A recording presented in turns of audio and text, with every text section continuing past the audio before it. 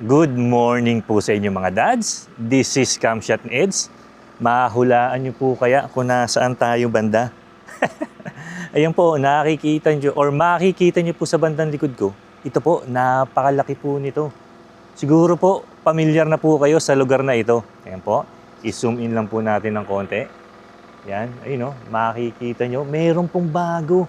Kasi alam niyo po, nung nag-update ako sa May Kawayan, napansin natin dito sa may storage truck, parang may mga bago or may mga nakaumbok. Hindi lang kasi maabot ng drone natin dahil nga medyo malayo yung spot natin. Pero ngayon, pinuntahan po natin at nilapitan po natin at confirm and verified na meron nga pong bago dito sa may NSCR train depot dito sa may bandang Malanday. Sa may Malanday po ito, itong depot na katabi po nito. Sa may bandang kaliwa nyo po ay ang NSCR West Valenzuela. Ayan, siguro kung maaninag nyo, parang may mga lupa-lupa na po dyan sa may storage truck. Tanda na po na may naglalagay na po sila ng release. Bali, sige po, wag na po nating patagalin. At huwag na tayo magpatumpik-tumpik pa. Paliparan na po natin ito at kwentuhan po tayo habang nagdo-drone tayo at pinapakita ko po sa inyo aerial shot dito po sa Malanday Depot or tinatawag na NSCR Train Depot. Dito po yan sa may Malanday, Valenzuela. Okay? Ito na po.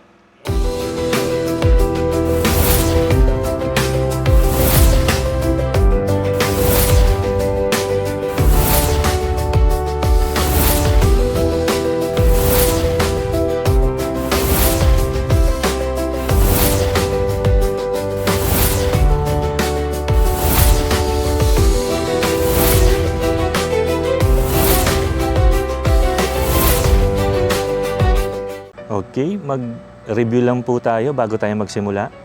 Review lang tayo ng mga sasabihin natin.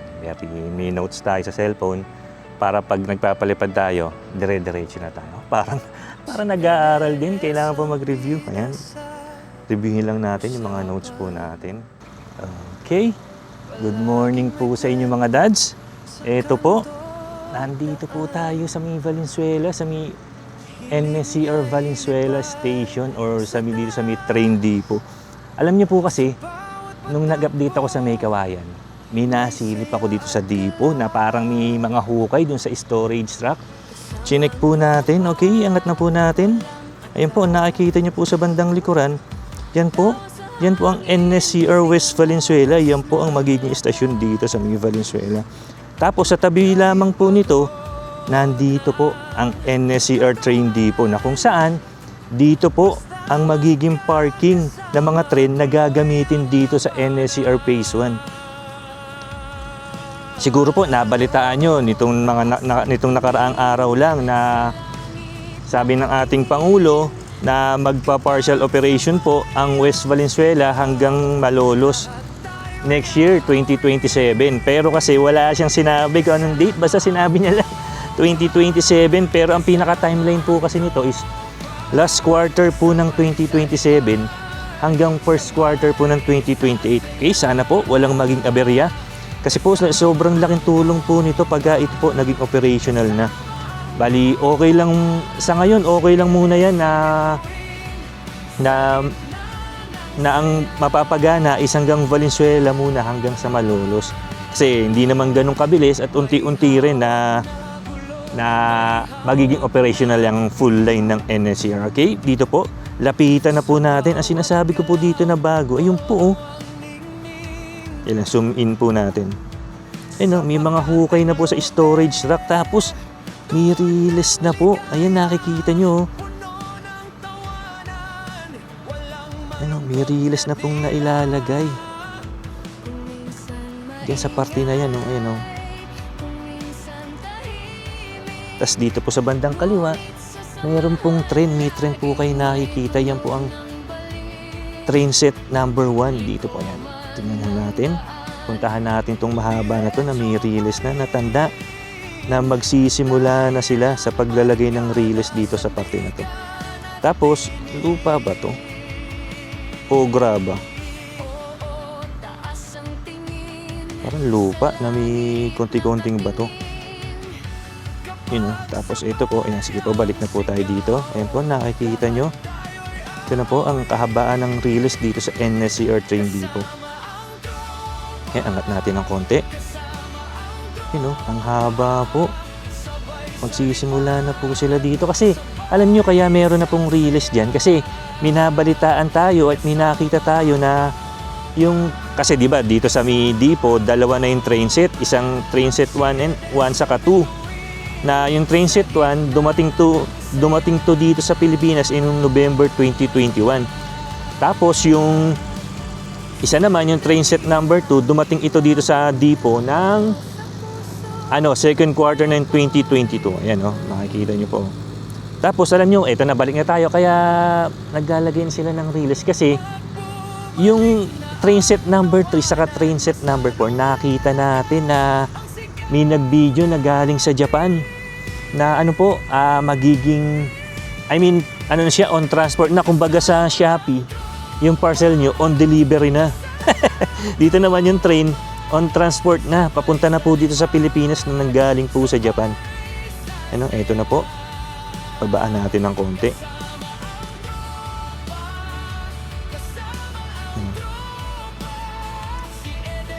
Hindi ko alam kung ano tawag yung sa may batong nasa gilid. Ayan ba yung sleeper? Sleeper ba tawag yan? O ano ba yung Ayan. Okay, bali yan na po. Iyan na po ang kaganapan dito. Ang bago po. Yan na po naman yung bago dito sa Valenzuela. Okay, kuhanan po natin itong istasyon. Nakikita nyo. Alam nyo po ang Valenzuela is 3-level island. Bali 3-level po ito. Tapos 2 viaduct. Ayun, nakikita nyo po. Oh. Yan. Bali nasa gitna po yung platform.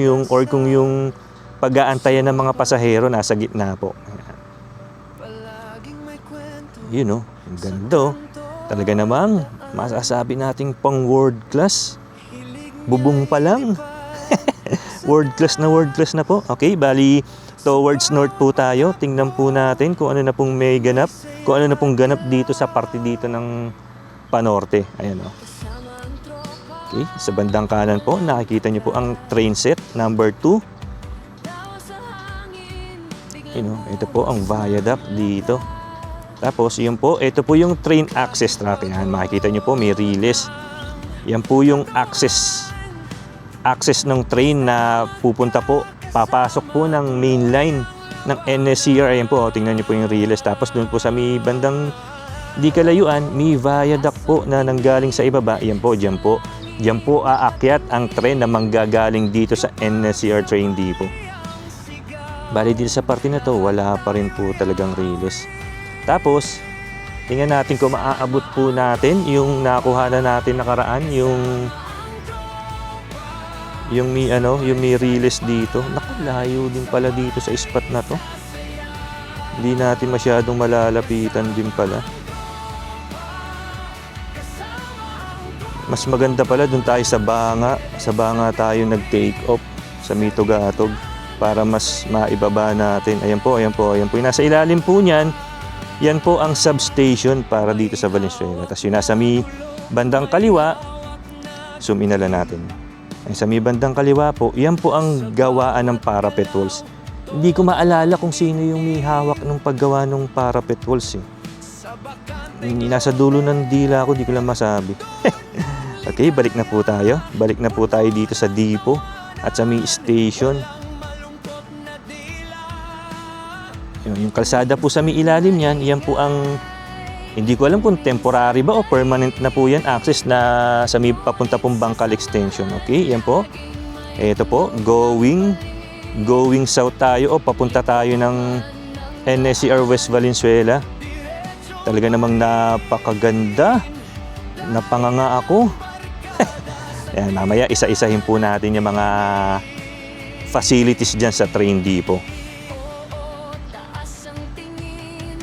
Okay, yan po. Nakikita nyo. Approaching na tayo dito. Approaching na po tayo dito sa station.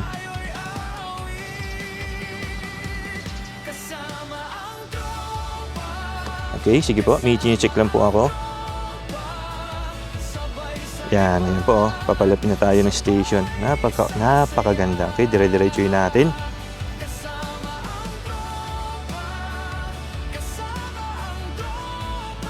Yan, tapos ito, kasi yung alam nyo po, yung NSCR Phase 1 na to, CP1, CP01, ay hawak po ito ng Taisei DMCI. Alam nyo po, ang original na hawak ng Taisei DMCI is mas mula po sa Solis hanggang dito sa Mibukawi.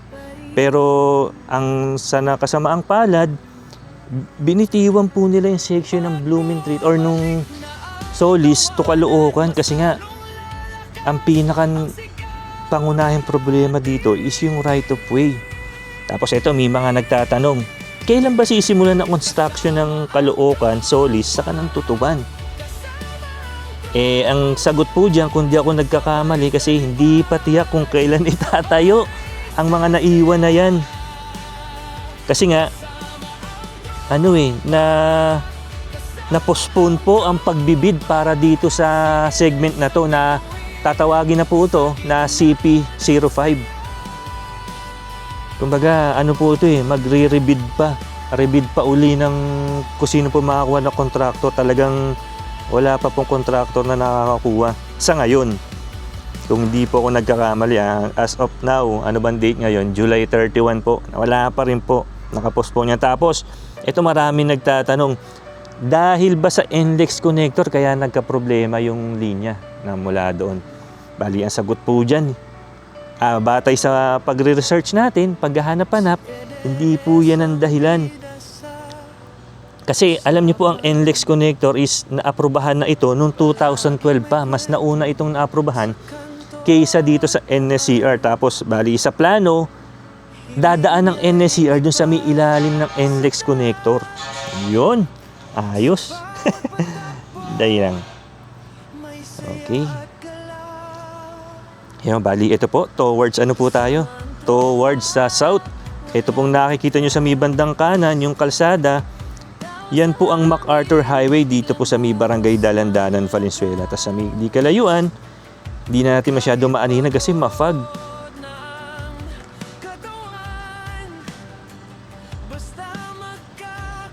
Yan, tapos alam niyo po kasi hindi pwedeng hindi matuloy itong Tutuban or itong Blumentritt papunta dito sa may Valenzuela. Kasi kasama po talaga yan sa plano. Kumbaga, tumagal lang po, na-delay lang po ngayon dahil nga sa problema sa right of way. Pero hindi po pwedeng hindi yan matuloy, kaya wag po tayo mawala ng pag-asa. Ano lang po tayo, tingnan natin yan, medyo nawawala yung signal. Nandito na po tayo sa may harap ng Wilcon. Ano na bang activities na ginagawa dito? Alam niyo po, hindi sa may kalayuan doon, merong may napanood ako na dinedemolish ng Valenzuela, LGU, Valenzuela, pero yung establishment nila, parang ayaw nilang umalis eh. Ano kayang problema doon? Meron bang kaukulang komititulo ba? O hindi ba nagkasundo? Abangan po natin yun. Kasi tanging yun na lang pong establishment na yun yung naiiwan. Kasi ano po siya beside po siya ng NSCR Viaduct, kaya kiniklear po yan ng LGU, tapos may gagawing proyekto na yung tinatawag na panatag ba yun? Hindi ako nagkakamali. Kasi ito pong nakikita nyo na to, ito po ang old NSCR station dito po sa Valenzuela, na kagaya po ng lagi kong sinasabi, hindi po ito pwedeng gibain at di pwedeng alisin kasi kinukonsidera po ito ng National Historic Commission na isang heritage site. Kaya i-renovate lang po yan, as is na po yan. Kaya inilipat din. Diyan po talaga ang original na station dito sa Valenzuela. Tapos inilipat po siya doon sa mas malaking pwesto. Doon po sa may likod ng, or doon nga sa may bandang Malanday. Okay, balik na po tayo. Ayan na po. Ayan na po ang NSCR Viaduct na papunta po ng station. Okay, balik na po tayo. Yun, no? Sa may bandang di kalayuan, no? Makikita mo, parang train to Busan yung itsura, yung istasyon ng train to Busan. Okay, yan na po. Ayan po, nakikita niyo sa bandang kanan po ang NSCR train depot na may ginagawa na po ang or naglalagay na sila ng release kasi alam niyo po pag dumating dito yung additional train set, di natin palalagpasin yan. Aabangan po natin yan pagka dumating. Okay, ito po ang West Valenzuela Station, no? Tapos dito po may mga naglalakad. Yun, no? Nakikita nyo, may ano pa rin, may ano ba tawag yun sa green na yan? Yung scaffolding sa net na kulay green. Yun, ito yung mamaya ikutan natin yan. Pakita ko sa inyo one last time yung release. Mukhang hindi po natin maiisa-isa itong mga facilities dito sa may NSCR train depot. Bali, ano na lang po yan, next update na lang po natin. Saka kayo bibigyan ng info kung para saan po yung mga facilities na yan. Ito po yung train set number 1 na sobrang tagal na po. 5 taon na po yata yan dyan. Yan, o, ito po. Wow, ayan na. Sa susunod po, makikita nyo na maraming trend dito. Okay, yan na po. Yan na po ang pinakahuling update dito sa NSCR Train Depot at West Valenzuela Station. Okay, bali kung naabot nyo naman po itong parte na ito, makikisuyo naman po ako sa inyo na pakiclick naman po ang subscribe button dyan sa may bandang ibaba.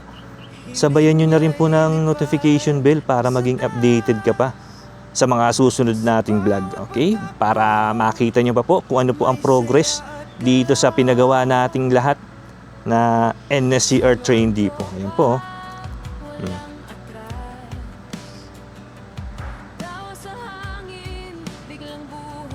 Wow. Okay. Sige po, eto na po si Camshot. Magpapaalam na po ako.